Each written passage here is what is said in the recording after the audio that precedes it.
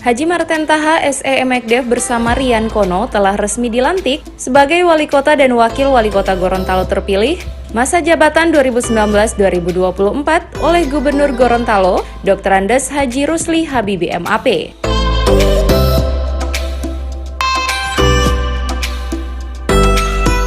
Setelah dilantik, keduanya ditekankan oleh gubernur untuk menjaga hubungan yang baik, mengingat tidak sedikit pasangan yang dicalonkan saat terpilih justru pecah kongsi dalam menjalankan pemerintahan.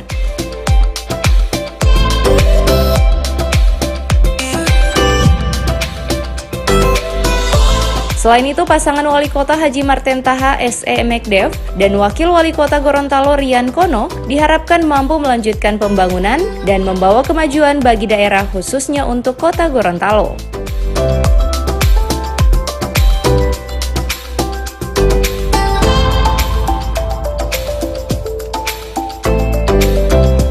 Kepada pasangan Wali Kota Haji Marten Taha SE Emekdev dan Wakil Wali Kota Gorontalo Rian Kono juga diharapkan segera menuntaskan beberapa permasalahan di Kota Gorontalo yang hingga saat ini belum tuntas dilaksanakan.